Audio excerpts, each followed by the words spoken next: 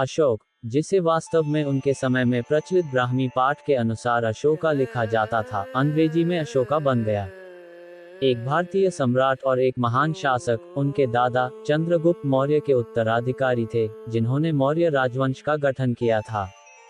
ये वास्तव में सम्राट अशोक का दृढ़ संकल्प था कि उन्हें विरासत में मौर्य राजवंश का शासन मिला और उन्होंने भारतीय उपमहाद्वीप को कवर किया।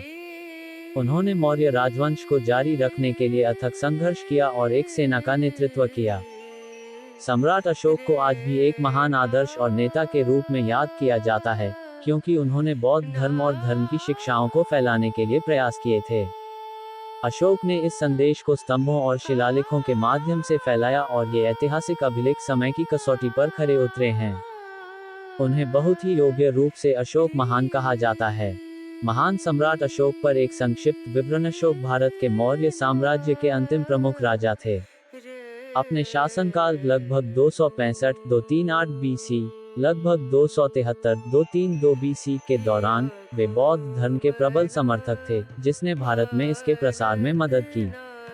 कलिंग पर अपनी विजय के बाद, लेकिन भारत के पूर्वी तट पर क्रूरतापूर्वक, अशोक ने धर्म द्वारा विजय के लिए सशस्त्र विजय को त्याग दिया। उनका शासनकाल, जो 273 बीसी से 232 बीसी तक चला, भारत में सबसे समृद्ध समय में से एक था। अशोक साम्राज्य आधुनिक अफगानिस्तान और पश्चिम में फारस के कुछ हिस्सों से लेकर पूर्व में बंगाल और असम और दक्षिण में मैसूर तक फैला हुआ था, और इसमें भारत, दक्षिण एशिया और उससे आगे के बड़े हिस्से शामिल थे। बौद्ध स्रोतों के अनुसार अशोक एक क्रूर और निर्दयी शासक था, जिसने कलिंग की लड़ाई के बाद अपना हृदय परिवर्तन कर लिया था, जो एक क्रूर युद्ध था।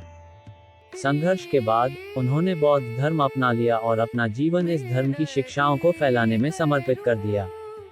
वह एक दयालु शासक के रूप में प्रसिद्ध हुए। उन्होंने अपनी सरकार को अपने लोगों को समान मात्रा में भूमि प्रदान करने का निर्देश दिया।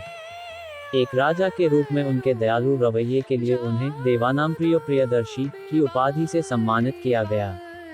अशोक स्तंभ पर लगा धर्म चक्र उनके निष्पक्ष दर्शन का सम्मान करने के तरीके के रूप में भारतीय राष्ट्रीय ध्वज का हिस्सा बन गया है।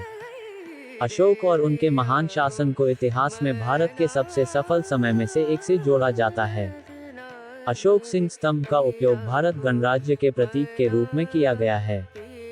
अशोक ने रणनीतिक स्थानों पर चट्टानों और स्तंभों पर मौखिक घोषणाएं और शिलालेख बनाकर अपने विश्वासों और प्रयासों का प्रचार किया।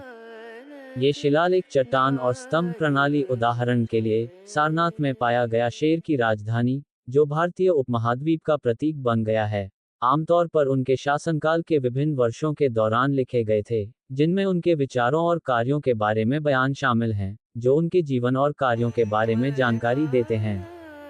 महत्वपूर्ण स्थानों पर चट्टानों और स्तंभों पर मौखिक घोषणाएं और शिलालेख बनाकर अशोक ने अपने विचारों और प्रयासों के बारे में लोगों को बताया। चट्टानों और स्तंभों पर शिलालेख, उदाहरण के लिए सारनाथ में खुदाई में प्राप्त सिंह की टोपी, जो भारतीय उपमहाद्वीप का प्रतीक बन गई है, आमतौर पर उनके शासनकाल के विभिन्न वर्षों के दौरान लिखे गए, जिनमें उनके विश्वासों और गतिविधियों की घोषणाएं शामिल हैं और उनके जीवन और कार्यों के बारे में जानकारी प्रदान करते हैं। अशोक ने रणनीतिक स्थानों पर चट्टानों और स्तंभों पर मौखिक और लिखित घोषणाएं करके अपने सिद्धांतों और प्रयासों के बारे में लोगों को बताया। चट्टानों और स्तंभों पर दिए गए निर्देश अक्सर उनके शासनकाल के विभिन्न वर्षों के दौरान लिखे गए थे और उनमें उनके विश्वासों और गतिविधियों के बारे में घोषणाएं शामिल थीं, साथ ही उनके जीवन और कार्यों के बारे में जानकारी भी शामिल थी। उदाहरण के लिए, सारनाटी में खुदाई की गई शेर की राजधानी, जिसे सारनाटी में खुदाई की गई है। मानव और पशु अस्पतालों की स्थापना, सड़क के किनारे पेड़ और झाड़ियां लगाना, कुएं खोदना, सिंचाई केंद्र और शौचालयों का निर्माण उनकी सार्वजनिक गतिविधियों में से एक था। सार्वजनिक लापरवाही से निपटने और पशु क्रूरता को रोकने के लिए भी आदेश जारी किए गए थे। अशोक की मृत्यु के बाद मौर्य राजवंश का विभाजन हो गया और उनके प्रयासों को छोड़ दिया गया। उनके लक्ष्यों और उच्च मानकों के कारण उनकी विरासत बढ़ती जा रही है।